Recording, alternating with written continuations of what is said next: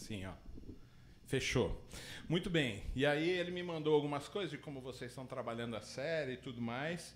Mas a gente vai trabalhar aí a questão só lá no finalzinho, no capítulo 31. Então abra a sua Bíblia aí para a gente poder ler. Capítulo 31 de Êxodo, a partir do versículo 12. Todo mundo? Que pena, a gente não ouve mais as páginas virando, né? Todo mundo só... pensei que até aquela... parece uma chuvinha, né? Os papéis, né? Mas tudo bem. Só estou ficando velha mesmo. Aí diz assim aí, versículo 12 do capítulo 31. Disse ainda o Senhor a Moisés, diga aos israelitas que guardem os meus sábados. Aí os adventistas aí adoraram, né? Isso, né? Isso será um sinal entre mim e vocês, geração após geração, a fim de que saibam que eu sou o Senhor, que os santifica. Guardem o sábado, pois para vocês é santo. Aquele que profanar terá que ser executado. Quem fizer algum trabalho nesse dia será eliminado do meio do meu povo. E em 6 dias, qualquer trabalho poderá ser feito, mas o 7º dia é o sábado, o dia de descanso, consagrado ao Senhor. Quem fizer algum trabalho no sábado terá que ser executado. Os israelitas terão que guardar o sábado, ele e os seus descendentes, como uma aliança perpétua. Isso será um sinal perpétuo entre mim e os israelitas, pois em 6 dias o Senhor fez os céus e a terra, e no 7º dia ele não trabalhou e descansou. Quando o Senhor terminou de falar com Moisés no Monte Sinai, deu-lhe 2 tábuas da aliança, tábuas de pedra, escritas pelo próprio dedo de Deus. Muito bem.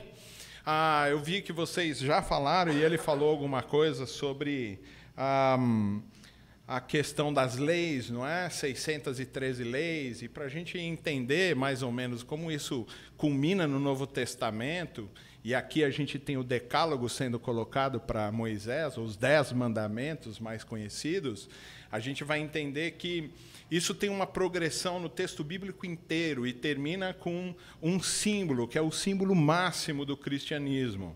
É onde a gente olha e vê todo o projeto de Deus, todo o plano de Deus num único lugar. E isso segue todo o Antigo Testamento e todo o Novo Testamento de maneira geral. Começa com 613 leis, sendo que uma parte dessa lei é focada no relacionamento com Deus. E a outra parte, relacionamento com os iguais. É nesse lugar que a gente está. Quando a gente chega nos 10 mandamentos, que acabaram de ser entregues para Moisés, a gente tem a mesma coisa. Uma parte desses 10 mandamentos fala do relacionamento com Deus. E a outra parte com o relacionamento entre os iguais. Entre a comunidade de fé, entre as pessoas de maneira geral. Quando você avança isso para o Novo Testamento, você chega em Jesus. E as pessoas acham que Jesus, de alguma maneira, reinventou, ou pelo menos resumiu esses mandamentos de alguma maneira. Porque perguntam para ele, Jesus, qual é o maior mandamento? E vocês lembram, né, da resposta dele. Mas vocês também vão lembrar que ele não dá a resposta.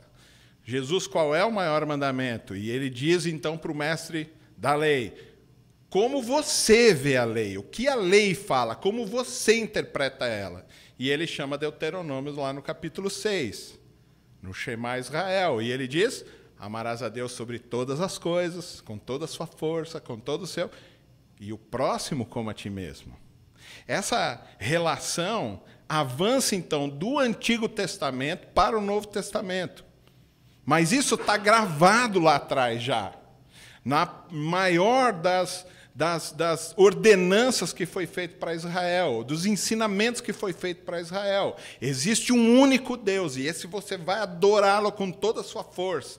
Você vai ter um relacionamento com ele, com tudo o que você acredita, com toda a sua respiração, sua transpiração, com toda a sua força, você vai se relacionar com ele. e vai se relacionar também com a comunidade de fé. E a gente precisa entender essa relação de comunidade de fé, por quê? Porque a gente acha que a vida cristã, hoje em dia pelo menos, no mundo ocidental, que a vida cristã ela é uma coisa individual. Que a gente é responsável simplesmente pelos nossos pecados e ponto final. E que ninguém tem a ver com isso. Que ninguém pode ficar colocando o dedo no meu pecado, ou colocando o dedo num concerto, ou alguma coisa dessa maneira. É individual, é entre eu e Deus. Eu ouço isso direto. Não, eu já pedi perdão para Deus. A gente machuca alguém e fala, eu já pedi perdão para Deus. Pedir perdão para Deus é uma parte da nossa vida. A gente precisa trabalhar de maneira comunitária. Pedir perdão para Deus, caminhar com Deus é uma parte dos relacionamentos. Porque, veja, 613 leis, relacionamento com o Pai, relacionamento com os iguais. 10 leis, relacionamento com o Pai, relacionamento com os iguais. Chega em Jesus, qual é o maior mandamento? Amar a Deus sobre todas as coisas, relacionamento com o Pai. E ao próximo como a ti mesmo, relacionamento com o outro. Aí a gente chega em 1 Coríntios capítulo 11. O que diz lá? Lá tem 2 elementos, é a ceia. Quais são os elementos que estão lá? Pão e... Vocês fazem a ceia aqui, irmãos? Fiquei meio preocupado agora, né? São 3 elementos da ceia, né? É o pão, que representa o corpo, o vinho, que representa o sangue, e o suco, que representa o vinho, né? A grande questão toda é que são 2 elementos, o vinho, né, o sangue e o corpo. O que cada um deles representa? O sangue representa a nova aliança. Com quem? Com Deus. Nova aliança com Deus, relacionamento com Deus. E o corpo? O que é o corpo de Jesus? É os irmãos da comunidade de fé. São os iguais. Vê que a gente está vindo do Antigo Testamento, falando de relacionamento entre Deus e nós, entre nós e nós mesmos, nas 613 leis, nos decálogos que foram colocados agora na mão de Moisés, que foi colocado na palavra de Jesus e no ensino dele, e que agora está dentro da ceia, que é um momento especialíssimo da igreja. E tudo isso está representado em um único símbolo. Qual? O peixe. Que a gente tem o peixinho no carro, não tem? Para falar para os outros que a gente é crente, né? Alguns botam triângulo com pontinha. Não, né? Os irmãos, não vou nem me manifestar aqui, vai que acham que eu sou maçom, né? A gente põe lá o peixinho para fazer de conta que a gente é crente, para falar para todo mundo que a gente é crente. Mas qual é o maior símbolo do cristianismo? Qual é o maior? A cruz. Óbvio. Porque na cruz tem 613 leis, tem o decálogo, tem os elementos da ceia, tem os 2 mandamentos. Amar a Deus sobre todas as coisas, trave vertical, e amar ao próximo como a si mesmo, trave horizontal. Todo o cristianismo e todo o pensamento de Deus a respeito de nós, individualmente, num relacionamento com Ele, e coletivamente, num relacionamento dos iguais, está nesse lugar. Representativo que ele começa o capítulo 25, termina no capítulo 31, esse bloco, e ele termina exatamente dizendo, eu dei os 10 mandamentos para ele, e ele desceu. Qual é a ordem que Deus está dando, então, para todo mundo? Tenha um relacionamento com Deus e tenha um relacionamento individual com cada um de nós. O coletivo é importante, o meu pecado macula a comunidade. O meu pecado faz com que a comunidade não avance. A gente acha que é só individual, ninguém tem a ver com a minha vida. Não! Josué está pronto para ir para a batalha. Prontíssimo, já fez lá as oferendas dele, os sacrifícios, orou, botou todo mundo em jejum, mandou quase 3 vezes mais soldados para a batalha, apanhou, morreu um monte de gente, voltou derrotado e pergunta, Deus, por que o senhor não foi na nossa frente? E Deus responde, porque tem pecado na real. Tem pecado aí de vocês. Aí ele, mas quem? Aí eles vão lá no Arraial, tem um tal de Acã. Vocês lembram do Acã? O Acã. O cara botou a mão nos despojos, que Deus tinha falado para não botar a mão. O cara pega o pecado de um, maculou a vitória da comunidade toda. E isso a gente precisa entender bem. E quando Deus ele chama esse bloco inteiro para nós, para que a gente possa entender, Ele está chamando a gente para um relacionamento com Deus. Quando a gente diz do tabernáculo, e vocês vão entender uma coisa simples, esse texto, na tradição, ele está focado numa tradição que a gente chama de sacerdotal, na composição do primeiro bloco da Torá. E a gente chama de sacerdotal. Esse texto está ligado ao mesmo pensamento de Ezequiel, lá no capítulo 40. No final já. A grande relação é de que o movimento sacerdotal quer fazer com que o povo viva em santidade, fidelidade com Deus. Lá em Ezequiel, lá o processo todo do movimento sacerdotal era tirar o povo que estava sendo tentado pelos cultos da Babilônia, pelos cultos pagãos, de que todo mundo olhava e falava, pô, isso aqui é muito legal, vou avançar para esse lugar. E o movimento sacerdotal está falando, não, vocês têm que viver em santidade. O templo foi queimado, está tudo detonado, a gente não tem mais um lugar fixo, Jerusalém já caiu, a gente tem um problema. E o de 25 até o 31, Deus está fazendo um tabernáculo, um templo que seja desmontável, que dê para levar para onde eles forem. Vamos fazer uma grande tenda. Essa é a tenda da presença de Deus, vamos colocar lá. Deus vai se colocar lá, a gente vai poder fazer todos os sacrifícios lá dentro. Mas aonde a gente estiver como nômades, a gente vai poder levar o templo junto com a gente. E a gente não vai perder o relacionamento que a gente tem com Deus. O que tem de importante nesse negócio? Relacionamento com Deus. Mas a gente não pode esquecer que a vida cristã, que a vida diante de Deus, ela é feita tanto da relação que a gente tem com Deus, como da relação que a gente tem com os iguais. Se você diz que vê a Deus, que ama a Deus, que caminha com Deus, mas não percebe seu irmão, não ama seu irmão, não perdoa seu irmão, você é mentiroso. É mentira o que você está fazendo. Não existe cristianismo, não existe Deus na sua vida. Se a gente caminha com Deus, é sine qua non, é obrigatório que a gente perdoe os irmãos, que a gente caminhe com os irmãos, que a gente caminhe com as pessoas, que a gente avance em ser o próprio Cristo na vida das pessoas. Senão não existe cristianismo, meus irmãos. Não existe.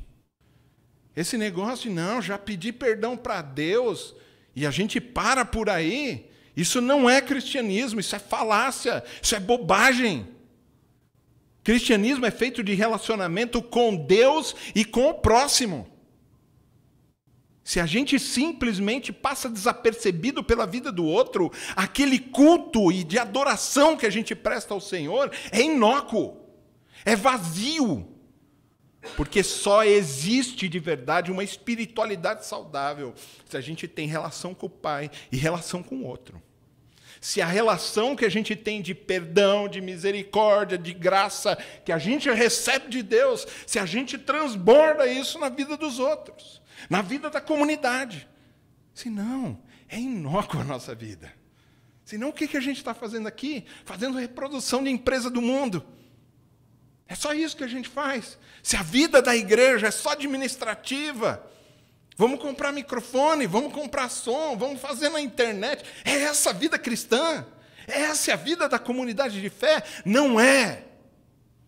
A vida da comunidade de fé é que todos nós alcancemos juntos a maturidade do varão perfeito.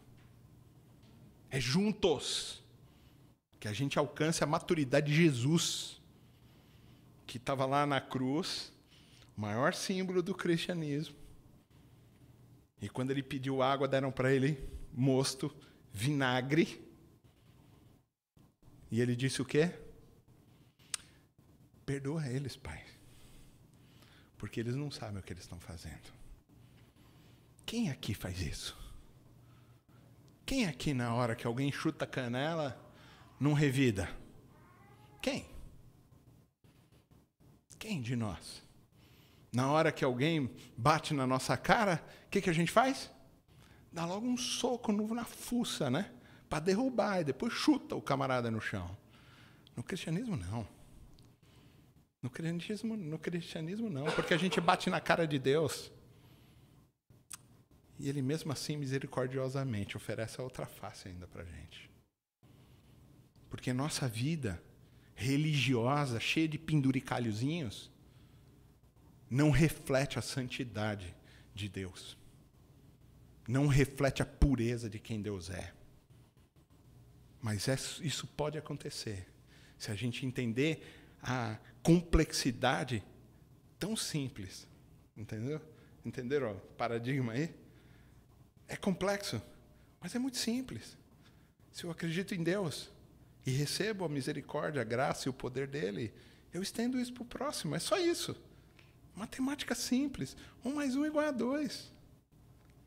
Não vamos nem pensar se 1 mais 1 é igual a 2, amém, irmãos? Deixa isso para os matemáticos. A complexidade disso a gente deixa para os outros. Mas a vida é simples. E ele termina exatamente dizendo isso. Mas o que a gente precisa entender desse bloco inteiro?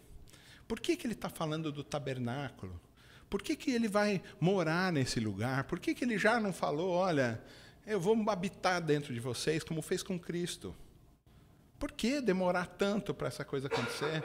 Porque o povo é rebelde. Assim que nem a gente. Tudo carnal. Tudo com vontade de fazer sua própria vontade. De pisar na cabeça das pessoas, de ser alguma coisa, de ter um cargo, de se mostrar para as pessoas de maneira mais efetiva, para que a gente possa se sentir um ser humano de verdade. Isso não é o cristianismo. O cristianismo é gente que sabe quem é em Deus e sabe de um processo importante que a gente tem no nosso relacionamento com Deus e estende isso para o próximo. Mas nesse bloco específico, Deus está falando, vamos construir um tabernáculo. Vamos construir um templo onde eu vou habitar, onde eu vou mostrar a minha presença para vocês, para que eu fique junto com vocês. O que Deus está buscando com o povo? Relacionamento o tempo todo. Relacionamento que foi quebrado lá no Éden, com Adão. E ele está o tempo todo atrás de nós. O tempo todo correndo atrás de nós. E nós, por causa da nossa arrogância, por causa da nossa prepotência, por causa da nossa autoconfiança, porque a gente acha que a gente sabe mais que Deus e mais do que os outros, a gente se afasta dele. O tempo todo. O tempo todo a gente está correndo atrás dele. Um missionário uma vez estava num lugar conversando com várias outras pessoas. Muitas outras. Líderes espirituais de outras religiões. E eles discutiam assim, todos os caminhos levam a Deus. E algumas vezes a gente também acha que é assim. E a gente entende o cristianismo dessa maneira. É só um caminho para se chegar até Deus. É um caminho para se chegar até a salvação. A gente vê o cristianismo assim, infelizmente. E aí as pessoas falavam, bom, vamos chegar aqui a uma conclusão. Na verdade, a religião, a vida é uma grande montanha. Deus está lá, o divino está lá em cima da montanha. E aí, os homens, cada um na sua religião, cada uma na sua fé, cada um no seu processo de vida, estão tentando subir a montanha para encontrar com Deus. Alguns vão beirando, outros vão circulando, outros vão em zigue-zague, outros em linha reta, mas todos os caminhos vão levar a gente a encontrar o divino. E o tal do missionário disse assim, pode ser em todas as outras religiões, menos no cristianismo. O cristianismo não é um destes caminhos que levam a Deus. No cristianismo, Deus está lá sim, no alto da montanha, como vocês disseram. Mas ele olhou para baixo e falou assim, JP não vai conseguir chegar aqui. Não vai conseguir. Ele não tem força. Ele não tem vontade de chegar aqui em cima. Então Deus deixa o cume da montanha e vem no sopé da montanha para me encontrar. O cristianismo é diferente de todos os outros lugares. Porque Deus, Ele não fica esperando que você com as suas forças cheguem até Ele. Pelo contrário, Ele sabe quem você é e sabe que você não tem vontade de chegar perto dEle. De que sua vontade é curta. A gente faz isso em alguns momentos. Domingo, por exemplo. Eu vou lá chegar perto de Deus. Mas nos outros dias da semana, a gente faz o inverso. Procura Deus no domingo e os outros dias da semana fica de férias da religião. Né? O nosso sábado tem 6 dias, né? A gente tinha que buscar Ele nos outros dias e não busca. O cristianismo é completamente diferente. Deus veio me buscar. Deus veio buscar você porque Ele sabia que você não ia conseguir chegar. Porque você não tinha força, não tinha vontade, porque o seu pecado te desanima a buscá-lo. Ele sabe disso. E aí Deus, então, Ele fala assim, mas eu quero ter relacionamento com eles. Então vamos montar um lugar. Vamos montar uma maneira deles, na vida cotidiana, poderem me buscar, poderem estar perto de mim. Eu vou estar lá disponível para eles. Eu vou estar lá perto deles. Eu vou me fazer disponível para eles, mesmo tendo uma agenda complicada, mas eu vou estar lá perto deles. E quando eles estiverem, eles vão me encontrar. Buscar-me-eis e me achareis, quando me buscares de todo o coração. A gente canta músicas assim. Não canta, André? Essa é a relação que a gente tem com Deus. Então Ele fala, vamos montar um tabernáculo. Vamos montar um lugar que quando eles forem me buscar de todo o coração, eu estou lá disponível para eles. Eu vou estar lá perto deles. Eu vou descer da montanha e vou encontrar eles nesse lugar. Mas eu sei que eles vão migrar, eles são nômades. Então eu preciso de alguma coisa que não fique estabelecida num lugar apenas, mas que possa caminhar e mostrar para eles, para todas as gerações, que durante toda a jornada eu vou estar com eles, eu vou estar perto deles. Assim como Isaías. Quando morreu o rei Osias, fica todo mundo desesperado e fala, uau, e agora? Vamos morrer todo mundo. Sou pecador. Né? Sou um cara de lábios impuros, que vivo no meio de um povo de lábios impuros. E Deus fala, calma, não é pelas suas forças. Não é pelas suas forças, é pela minha força. Fala para o povo que eu vou mandar para eles um sinal. Vai nascer um menino, e o menino vai chamar como? Emanuel. Emanuel quer dizer o quê? Vocês estão achando que vocês, com a força de vocês, vocês acham que vocês estão sozinhos? Não, eu estou com vocês. Eu desci da montanha para encontrar vocês. É essa relação. Quando Ele fala, vamos montar um tabernáculo, é que todo mundo entenda que o Emanuel está aí. Que Deus está com a gente, que Ele está perto da gente, que basta que a gente vire para Ele. Porque Ele está aí, à disposição, para que a gente caminhe com Ele, para que a gente tenha um relacionamento verdadeiro com Ele. E durante todo esse percurso, 3 coisas são importantes nisso. Porque o que Ele está chamando de adoração não é um momento de louvor. Não é um momento de música, adoração.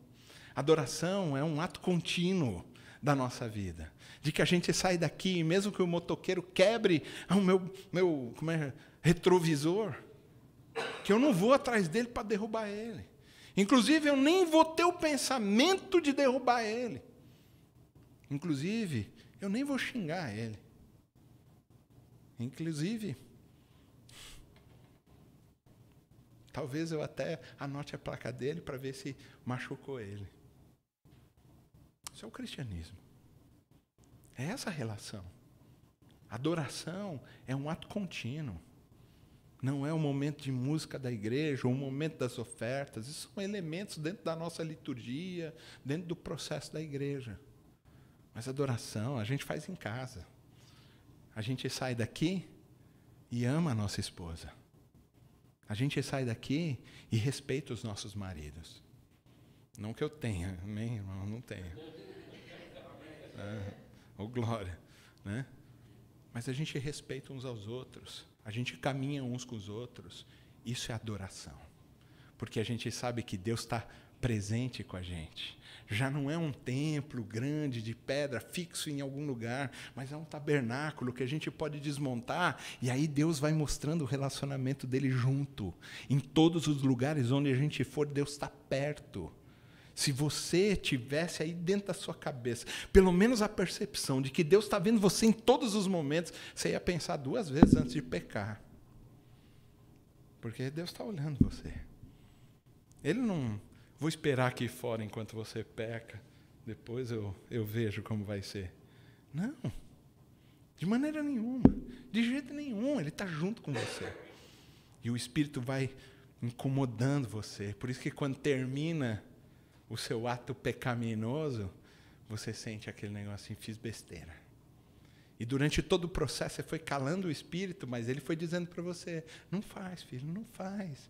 Não vai, não faz assim, não vai desse jeito. E a gente vai calando ele.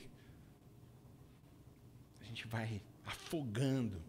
Mas quando termina, que a gente já pecou, aí a gente fala, fiz besteira. Porque o Espírito estava lá assistindo às nossas fraquezas em todo momento junto com a gente. A relação de montar um tabernáculo, onde a presença de Deus vai estar junto, onde a glória dele vai estar perto, era para deixar você ciente de que ele está junto com você, de que ele quer um relacionamento com você. Quando a gente lê esse texto, que a gente acabou de ler do versículo 12 até o versículo 18, a gente entende algumas coisas que estão sendo colocadas do 25 até o 31, todos esses capítulos. 6 capítulos. De que primeiro Deus, a adoração, ela passa por um movimento de santificação. Por isso que ele vai falar dos utensílios, tem que santificar os utensílios, as vestes do sacerdote, ele vai falar dessa santificação o tempo todo, de que são coisas separadas. E a gente entende santificação como um movimento de nos tornarmos quase Deus, quase anjos, tão puros que... Santificação é alguém que é separado, alguém que busca ser diferente, que vive no meio de um povo de lábios impuros, mas é completamente diferente deles. Que vive no meio de uma nação ímpia, que vive no meio de um mundo pecaminoso, mas que é completamente separado deles. Que vive de maneira a não se confundir com eles. Em teologia, quando a gente vai falar sobre Deus, a gente chama de imanente e transcendente. Essa é a pessoa de Deus. Imanente porque ele trabalha dentro da sua criação. Ele não simplesmente criou a criação e ficou de fora, só vendo o que estava acontecendo lá do alto. Não, ele trabalha dentro da criação o tempo todo. É o Deus que intervém. Francis Schaeffer já falava isso, Deus que intervém, que está junto do seu povo o tempo todo, mas ele é transcendente. O que quer dizer isso? Que ele não se confunde com a criação, porque ele é separado, ele é completamente diferente da criação.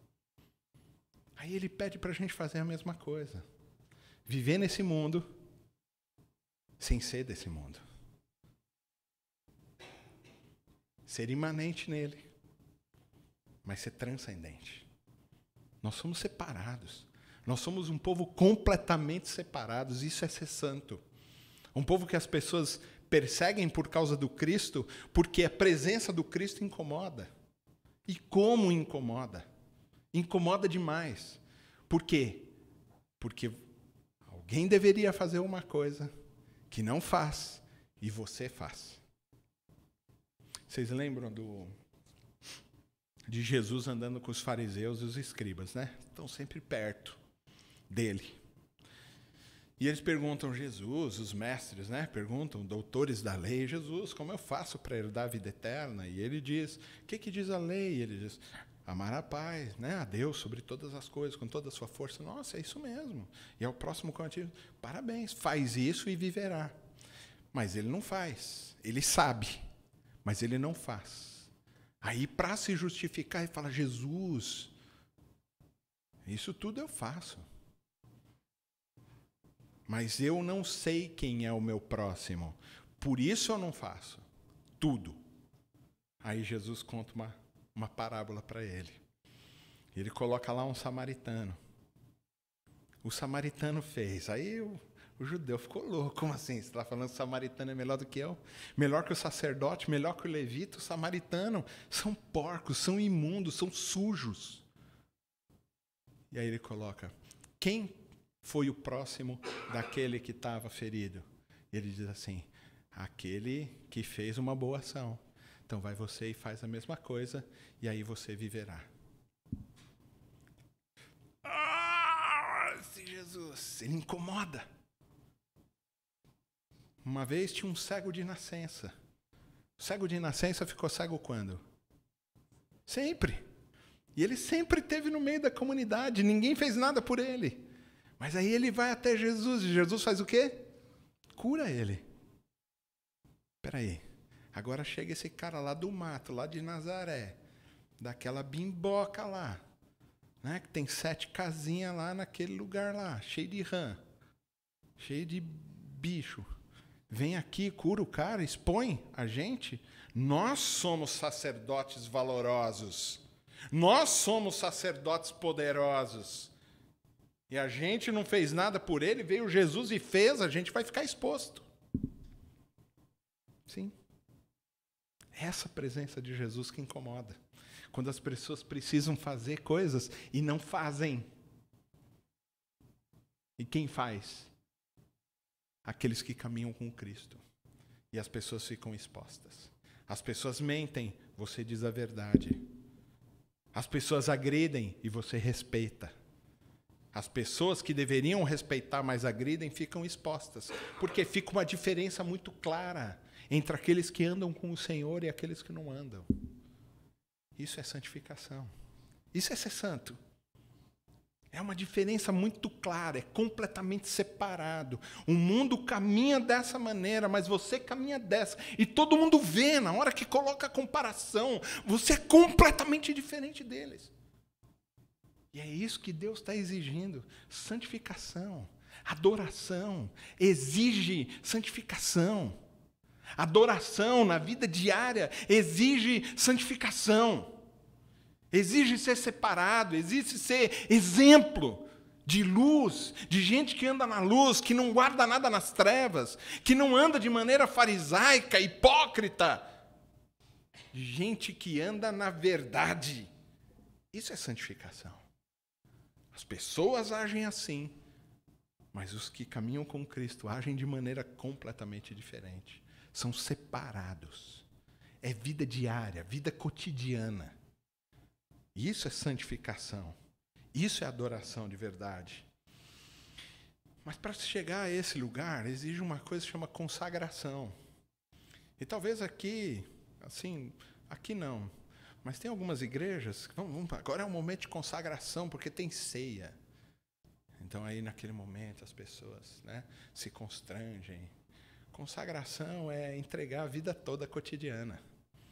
Não adianta terminar aqui o culto, ou a gente fazer um jejum do sábado para domingo porque tem ceia, ou fazer um culto de consagração de manhã com a liderança, e aí a gente vem cantar bonito, né? Fazer a ceia legal, se a gente sai daqui e queima a esposa com a bituca de cigarro. Alguém fuma? Não, né? Amém. Percebe? Se a gente sai daqui e agride aqueles que a gente deveria amar. Consagração é essa santificação diária, de entrega diária dos nossos desejos, da maneira como a gente vive, da maneira como a gente adora mesmo, da que a gente se relaciona com o Pai. Isso é consagração. Consagração o tempo todo de que a gente abre mão dos nossos direitos. Eu tenho direitos. Mas a gente esquece de uma coisa simples no cristianismo, extremamente simples, 2 palavrinhas no grego. Uma delas é Kyrios. Jesus é o nosso Kyrios. Kyrios é Senhor. Ele é o nosso Senhor. Kyrios é o Senhor de escravos. Ele é o nosso Senhor. E nós somos o doulos dele. Nós somos os escravos dele. A verdade é que o cristianismo é uma troca de escravidão. Nós éramos escravos do pecado, mas agora nós somos escravos de Jesus. Só isso. Antes nós obedecíamos ao pecado. E o pecado está relacionado aos nossos próprios desejos malignos, do coração peludo, de que se alguém me ferir, eu vou ferir também, eu vou revidar. De quem chora menos, quem bate mais. É assim que a gente funciona. Não. Consagração, não. Consagração é entrega diária dos nossos desejos àquele que é o Senhor dos nossos desejos, de quem nós somos escravos perpetuamente, porque é isso que ele diz aqui, para que isso sirva como sinal perpétuo entre vocês. E aí chega na relação realmente do sábado. O que o sábado quer dizer? Eu vou decepcionar os adventistas. O que o sábado quer dizer? Que é um dia especial, diferente da segunda-feira? Né? Porque é o primeiro dia de folga do final de semana, né? Para alguns. E a segunda-feira é o dia mais chato que tem, né? Tem escola, tem trabalho, né? A gente fica longe, né, dos filhinhos da cria um pouco, né? Que é tão bom. Não. O sábado é sinal de quem tem relacionamento de confiança com Deus. Adoração na vida cotidiana, com o tabernáculo, com a presença de Deus, ele requer santificação, consagração e confiança. Isso é o sábado. O sábado não tem outra relação senão confiar em Deus. Vamos fazer um cálculo. Eu preciso de R$ 2.100 para viver. 7 dias da semana, preciso ganhar 300 pau por dia. Correto? Fiz a conta correta? Facilitei porque já comecei, né, falando 2.100. Se eu tivesse falado 2.378, a coisa ia ficar complicada, né? 2.100. Preciso ganhar R$300. Mas Deus falou, vai ter um dia que você vai ter que confiar que eu vou suprir você. Você vai continuar na mesma meta, 300 por dia. Só que um dia você não vai trabalhar. 2.100 menos 300 dá 1.800. Vai faltar. Confia que Deus vai suprir. O sinal do sábado para essa congregação, o sinal do sábado é: confie que eu vou suprir. Confia que eu estou no controle, não são suas forças. Que não adianta você trabalhar que nem um camelo 6 dias da semana, ou 7 dias, ou 14 dias na semana. Porque pode ser jornada dupla, né? Não adianta. Não adianta. Você pode trabalhar quanto você quiser, porque tudo depende de mim, diz o Senhor. Quando a gente fala do tabernáculo, da presença dele, do relacionamento que ele quer ter com a gente, que segue do antigo para o novo, o tempo todo está impregnado. Relacionamento com Deus, relacionamento com os outros. Ele exige que essa adoração que é dispensada na vida cotidiana, ele exige que nós sejamos santos, que nós sejamos diferentes do mundo. Se o mundo agride, e ele agride mesmo, a gente não. Se o mundo não tem piedade, nós não. A gente está fazendo uma série lá na igreja que é o Tu Porém, lá de Timóteo. E toda hora ele diz, o mundo faz assim, Timóteo, mas você não. Você faz dessa maneira. O mundo faz isso, mas você não, Timóteo. E isso vale para todos nós. Se queremos ter uma vida de adoração, onde a presença de Deus está o tempo todo com a gente, que a gente entende que Ele está o tempo todo, que a gente caminha com Ele presente na nossa vida, buscando a gente o tempo todo, a gente vai entender que precisa de uma vida de santificação, que precisa de uma vida de consagração, de que meus desejos não são maiores do que os desejos de Deus, que a vontade dEle é muito maior do que as minhas vontades, de que a vida que eu tenho com Ele é mais importante do que qualquer coisa. E uma das coisas que eu converso com a minha família todos os dias, eu amo vocês, mas vocês estão depois de Deus.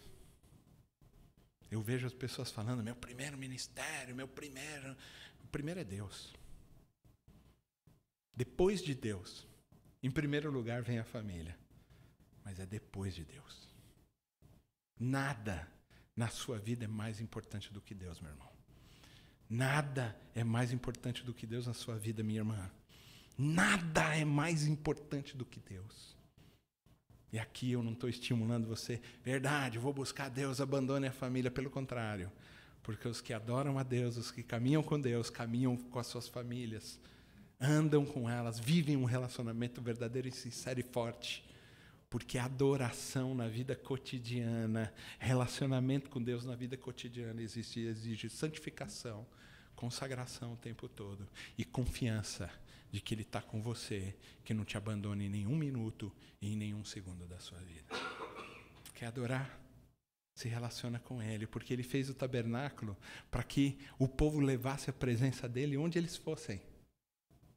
Para que Ele estivesse junto o tempo todo no arraial, para que em todos os momentos da sua história Deus estivesse lá e instaurou esse relacionamento como sinal perpétuo. E a gente vai caminhar perto dele, vai passar de geração em geração, porque ele diz nesse texto que a gente leu, eu vou deixar isso como sinal e vocês vão ensinar de geração em geração. Geração em geração. Está ali a nossa geração. Cadê o seu, Andrés? Está lá, sendo passado de geração em geração. Percebe? É nessa relação que a gente caminha com Deus. Vamos adorar a Deus? É na vida cotidiana que se faz assim. É na vida diária. Na vida difícil. A vida propõe dificuldade para a gente, propõe dor, propõe angústia, mas a gente vive confiando no Senhor. O sinal perpétuo de que Deus está conosco. Ele é o Emanuel, Ele está com a gente o tempo todo. Por isso guarde o seu coração nele. Santifique-se, consagre a Ele tudo o que você é. E confia de que Ele não abandona você em nenhum minuto e em nenhum segundo da sua vida. Amém? Vamos orar? Senhor, nós glorificamos o Teu nome, Pai, porque o Senhor é bom com a gente. Porque mesmo diante das lutas que a gente tem, mesmo diante das batalhas que a vida propõe para a gente, o Senhor ainda assim permanece junto com a gente, Pai. O Senhor ainda assim derrama da sua graça, da sua misericórdia, para que a gente possa, na nossa vida cotidiana, na nossa vida diária, sermos santos. Que a gente possa ser consagrado ao Senhor, abrindo mão dos nossos direitos, entendendo que nós somos escravos teus, Pai. Principalmente porque o Senhor deixou um sinal para a gente. O Senhor deixou uma marca em todos nós de que o Senhor está com a gente. O Senhor é o nosso Emanuel. Está o tempo todo com a gente, Pai. Que a gente possa se conscientizar disso. E caminhar na vida diária, amando uns aos outros, amando e respeitando os cônjuges, os filhos. Que os filhos, nessa geração tão perversa, Pai, possam amar os seus pais. Te peço, Pai, cuida dessa igreja, dessa comunidade de fé tão preciosa, Pai, que tem crescido juntos na sua direção, que tem crescido em maturidade, Pai. Que o Senhor cada vez mais mostre para eles o caminho que eles têm que percorrer na adoração e que de maneira muito simples eles possam entender que o mais importante é adorar o Senhor na vida cotidiana, sendo santo, sendo consagrado e confiando que o Senhor está com eles o tempo todo, Pai. Nós te agradecemos pela sua bondade, eu te agradeço pelo privilégio de poder estar aqui, congregando com os irmãos, e que cada vez mais o Senhor nos faça avançar na sua direção, Pai. Em nome de Jesus. Amém. Obrigado, Andresa. Bom que você confiou em Deus que eu ia chegar.